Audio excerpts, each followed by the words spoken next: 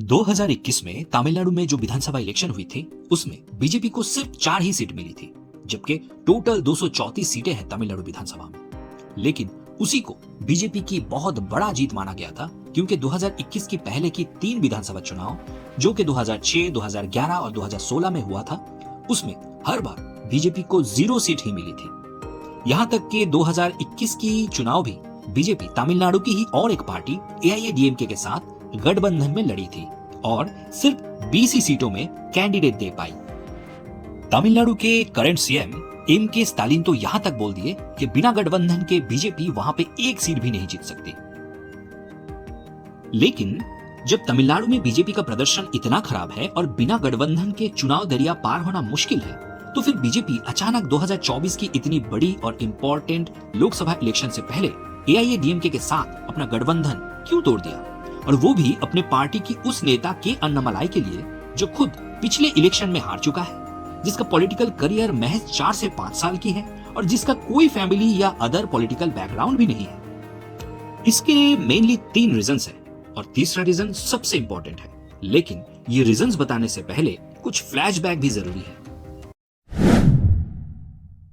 हाल ही में पूरे social media में एक वीडियो बहुत ही पॉपुलर हुआ है, जिसमें पीएम नरेंद्र मोदी उनके पास बैठे एक शख्स की बहुत ही गर्मजोशी के साथ पहले पीठ थपथपाए और फिर हाथ पकड़े, और उसके बाद वो शख्स भी मोदी जी से जबरदस्त हाथ मिलाए।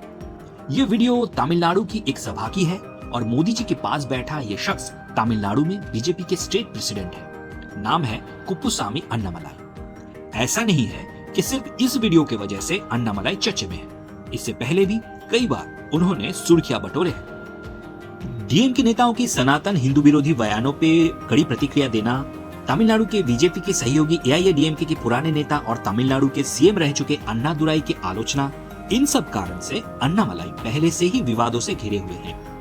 लेकिन अपने नेता की आलोचना पे एआईएडीएमके नाराज होकर जब अन्नामलाई के इस्तीफा की मांग की, तो इस्तीफा तो दूर, अन्नामलाई माफी तक नहीं मांगे। एआईएडीएमके प्रेशराइज तो किया, लेकिन बीजेपी के आला कमान अन्नामलाई के साथ खड़े रहे और एआईएडीएमके का ही साथ छोड़ दिया। हाल ही में अन्नामलाई पूरे तमिलनाडु के सारे विधानसभा क्षेत्रों की पदयात्रा किए थे, जिसका शुरुआत पिछले साल की जुलाई महीने में गृह मंत्री श्री अमित शाह जी ने किया था, और इस साल फरवरी में उस पदयात्रा का समापन खुद प्रधानमंत्री ने किया है।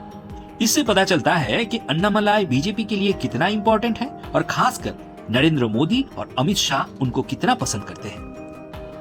इतना समझने के बाद अब उन 3 रीजंस को भी समझते हैं, जिसका जिक्र मैंने पहले ही किया था। रीजन नंबर 1, 2021 के हिसाब से तमिलनाडु में करीब 6 करोड़ 26 लाख टोटल वोटर्स हैं, जिसमें से लगभग 1 करोड़ 37 लाख युवा वोटर हैं, जिनका उम्र 18 से 29 साल के बीच में है, यानी कि 22% के आसपास यंग वोटर है। इन यंग वोटर्स की रुचि पॉलिटिक्स में बढ़ाने और बीजेपी के पक्ष में करने के लिए अन्नामलाई जैसे यूथ आइकन का कोई विकल्प नहीं है। एक बहुत ही हम्बल फार्मर्स फैमिली बैकग्राउंड से आने वाले अन्नामलाई इंजीनियरिंग और आईआईएम से मैनेजमेंट करने के साथ साथ यूपीएससी का एग्जाम क्लियर करके आईपीएस बने थे और 10 साल एज आईपीएस काम भी किए हैं, और आईपीएस रहते उनकी छवि एक ईमानदार पुलिस ऑफिसर की ही थी।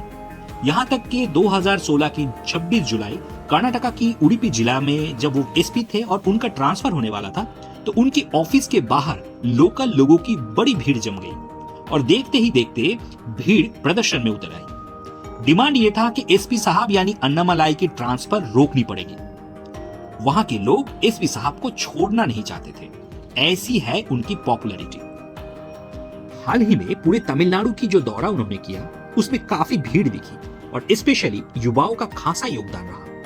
तमिलनाडु तो क्या, पूरे देश में सबसे पॉपुलर और चर्चित यंग बीजेपी लीडर्स में से एक है अन्नामलाई। रीजन नंबर 2, के अन्नामलाई कोंगू वेल्लर जाति से है, जो जाति आजादी के समय पे तो जनरल कास्ट या फॉरवर्ड क्लास में हुआ करता था, लेकिन 1975 के बाद से बैकवर्ड क्लास में गिना जाता है।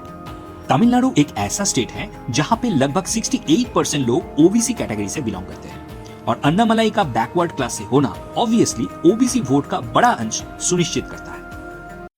रीजन नंबर 3, ये कारण बहुत ही इंपॉर्टेंट है। तमिलनाडु में एक लंबे अरसे से 2 पार्टी रूल्स ही चल रही है, मरहूम जयललिता जी की एआईएडीएमके और मरहूम करुणानिधि जी की डीएमके पार्टी। वोट में घूम फिर के यही दो पार्टियां चुन के आते हैं सत्ता चलाने के लिए।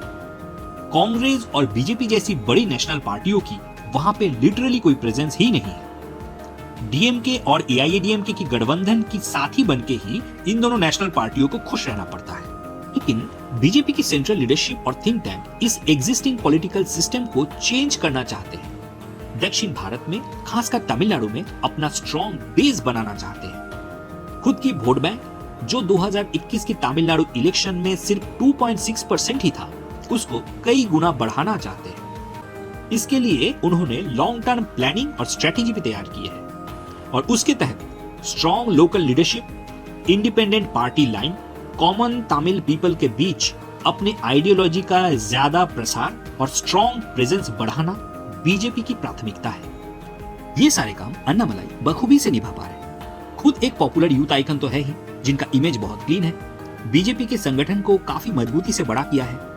डीएमके और एआईएडीएमके की सारी खामियों पे हमेशा भुगत रहे हैं। इन दोनों पार्टियों की ऑल्टरनेटिव बीजेपी कैसे बन सकती है और बनने से राज्य के लिए शॉर्ट और लॉन्ग टर्म में क्या फायदा होगा, इन सब पॉइंट्स को आम तमिलियन के बीच पहुंचाया है। इसीलिए बीजेपी के आला कमान अन्नामलाई को इतना इंपॉर्टेंस देते हैं। आज के वीडियो में इतना ही। मिलते हैं अगली वीडियो में।